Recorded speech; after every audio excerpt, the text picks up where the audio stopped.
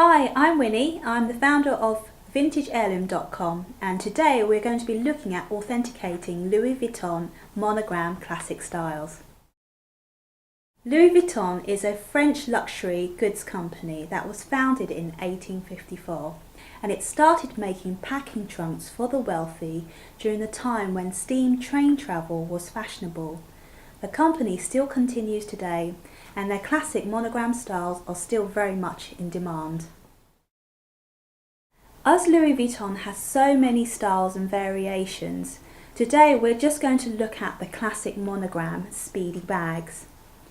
The Speedy bag has been around since the 1960s, and it was seen on celebrities of their day such as Audrey Hepburn. The bag design has remained relatively unchanged. An important feature of the Speedy bag is the iconic monogram patterning. The monogram patterning has been around since the early 20th century, and ironically it was designed to combat counterfeiting. The monogram patterning was updated in 1959, and since then the design has remained unchanged. The Speedy comes in 5 different sizes: Speedy 25, 30, 35, 40 and 45. They are so called because of their size. So Speedy 25, which I have here, it's because it's 25 centimeters in width. Unfortunately, the Speedy monogram is one of the most counterfeited bags. So today we're going to discuss and give a brief overview of the differences between a replica and an authentic LV bag. So step 1, we're going to look at the monogram. Here I have a Speedy 25 and a Speedy 35. 25 and a 35. Now the monogram patterning should have irregular properties, and the patterning should start asymmetrically. The LV, the L should sit at the bottom with the V slightly above the L, followed by a fleur-de-lis style flower, a circle, fleur-de-lis and LV again, and a pattern should repeat. And going across the fleur-de-lis, it should be an inverse, circle, and etc. The bag patterning should also be symmetrical. So if one corner of the bag should start out with, let's say, half an inverse fleur-de-lis, if we follow the pattern all the way down,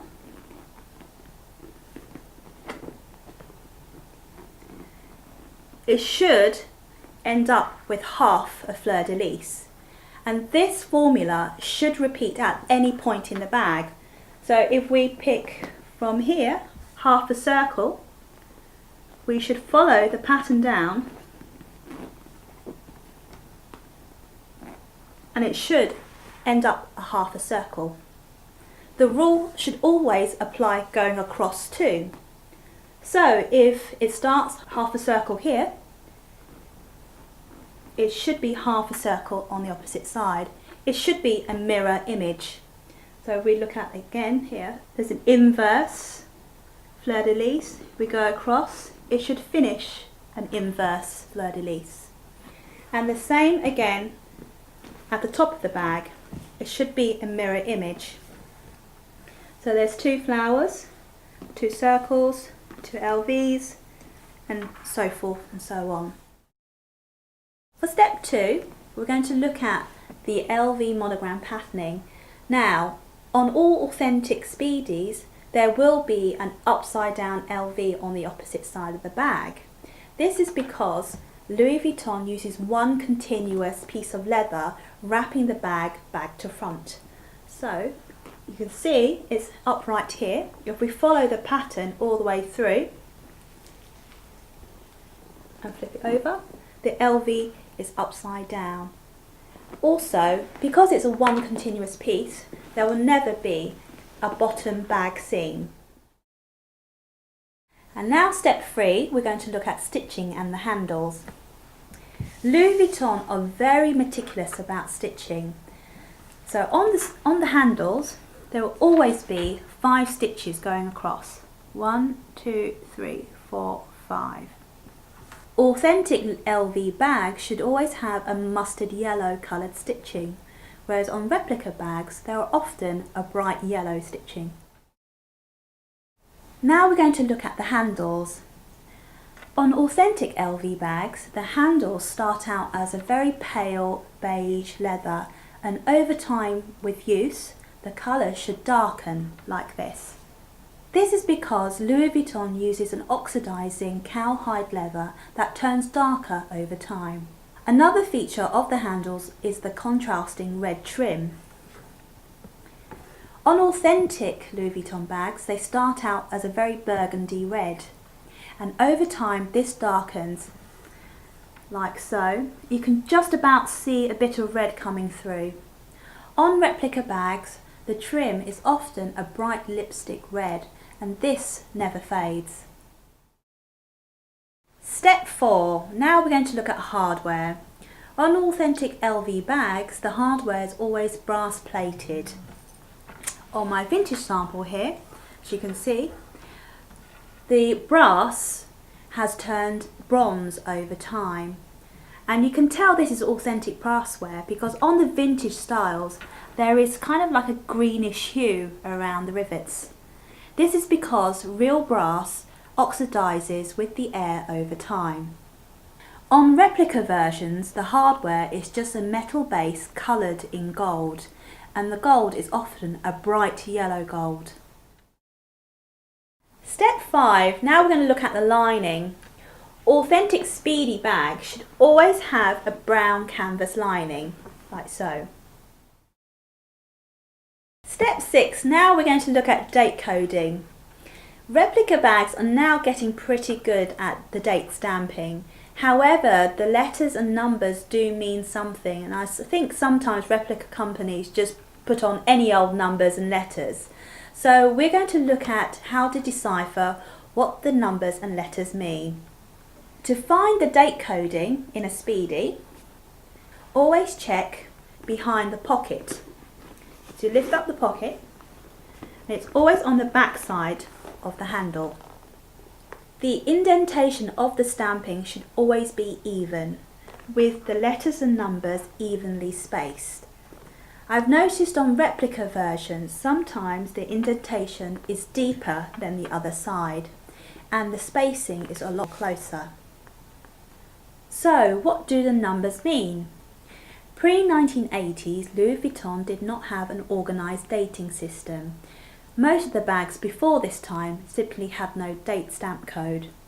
The date stamping code was introduced in the 1980s onwards, using a combination of letters and numbers. The earliest example of date stamping was a 3-digit system. Now I have here an early 80s Kutch. I know it's not a speedy, but I want to show you the early dating system. We have here 3 digits that says 841.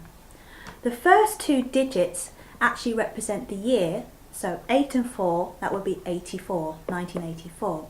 And the last digit, 1, would be the month, which would mean it's January. So this bag dates back from January 1984. Towards the 1990s, the dating system has changed, now using a mixture of letters and numbers. Not only is the month and year is represented, but also the country of origin. Did you know that Louis Vuitton bags are not only produced in France, but also USA, Spain, Italy and Germany? You may wonder why.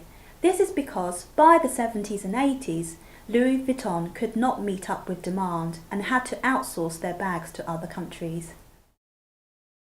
So let's look at my vintage Speedies, and we can look at the date coding on these bags. First of all, we'll start with the Speedy 25. Here we have a date coding that has SP0967. I know that SP represents France. Now the 4 digits you can see here, the first and third digit represent the month, and the third and fourth digit represent the year. So for the month 06, that would mean it's June, and 9 and 7 mean it's 97. So this bag tells me it was made in France in June 1997. And let's look at my Speedy 35 here. Lift up the bag. Then on here it says SP1924. So SP, once again, it means it's made in France. So 1 and 2, that means it must be the month of December 12. And the year is 9 and 4, 94. So this bag tells me it was made in France, December 1994. The list of country codes and further dating information will be available on my website vintageheirloom.com. And finally, to conclude, I would say use your common sense. Louis Vuitton bags never ever go on sale, and nor do they have sample sales or sell second of 40 stock. Don't believe websites that say they do. Louis Vuitton is a luxury bag company. Prices start for Speedies from £450 to in excess of £1,000. So websites that are claiming to sell brand new stock for less than $150 I would be very wary of. However, if you do buy a replica bag, you get what you pay for. The quality will not be the same as an authentic bag. It will not last as long. If you do choose to buy a vintage Louis Vuitton bag, check the seller's feedback and status. Ask if they have a refund or returns policy, and always ask plenty of questions. My name is Winnie and thank you for watching this video. These, along with other vintage Louis Vuitton styles, are available to purchase on my website vintageheirloom.com. I hope to see you again soon.